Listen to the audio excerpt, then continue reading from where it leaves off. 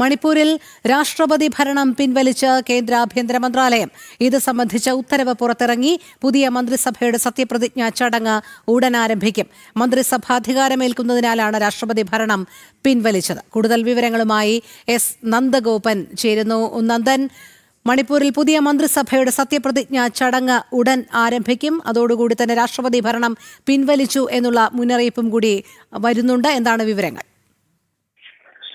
ബിജെപിയുടെ ദേശീയ general secretary Tarun ജുഗിന്റെ നേതൃത്വത്തിൽ യുനാം ഖേംചന്ദ് സിംഗിനെ നിയമസഭാ കക്ഷി നേതാവായി നേരത്തെ തെരഞ്ഞെടുത്തിരുന്നു. യുനാം ഖേംചന്ദ് സിംഗ് ഇന്നിപ്പോൾ മുഖ്യമന്ത്രിയായി സത്യപ്രതിജ്ഞ ചെയ്യുവാൻ വേണ്ടി ലോക്ഭവനിൽ എത്തിയിരിക്കുകയാണ്. ഇതുമായി ബന്ധപ്പെട്ട ചടങ്ങുകൾ മണിപ്പൂർ ലോക്ഭവനിൽ പുരോഗമിക്കുകയാണ്. സിഗ്ജമൈ മണ്ഡലത്തിൽ നിന്നുമുള്ള MLA ആണ് ഈ ഖേംചന്ദ് സിംഗ്. വിവിധ കാലയളവിൽ സർക്കാരിന്റെ ഭാഗമായി പ്രവർത്തിച്ചിട്ടുണ്ട്. വംശീയ കലാപത്തിന്റെ പശ്ചാത്തലത്തിൽ സമാധാനങ്ങളുടെ ശ്രമങ്ങളുടെ ഭാഗമായി കുക്കി വിഭാഗത്തിൽ നിന്നുമുള്ള വനിതാ പ്രതിനിധി ഉപമുഖ്യമന്ത്രിയാകും. നാഗ പീപ്പിൾസ് ഫ്രണ്ടിന്റെ പ്രതിനിധി രണ്ടാമത്തെ ഉപമുഖ്യമന്ത്രി സ്ഥാനം നൽകുമെന്നുള്ളതാണ് ലഭ്യമായിട്ടുള്ള വിവരങ്ങൾ. സമത്വ സർക്കാർ രൂപീകരിക്കാനാണ് BJP ലക്ഷ്യമിടുന്നത്. അതിൽ കുക്കി നാഗ വിഭാഗങ്ങൾക്ക് ഭരണത്തിൽ ഉന്നത പ്രാതിനിധ്യം നൽകുന്നതിലൂടെ മണിപ്പൂരിലെ വംശീയ ചേരിതിരിവ് അവസാനിപ്പിക്കാൻ സാധിക്കുമെന്നാണ് കേന്ദ്ര സർക്കാരിന്റെ വിലയിരുത്തൽ.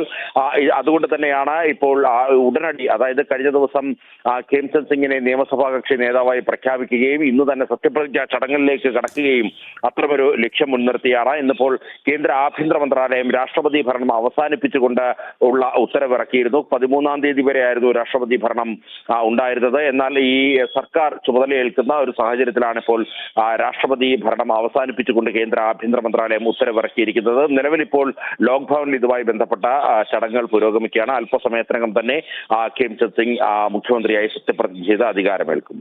ശരി, എസ് നന്ദഗോപനാണ് വിവരങ്ങൾ നൽകിയത്.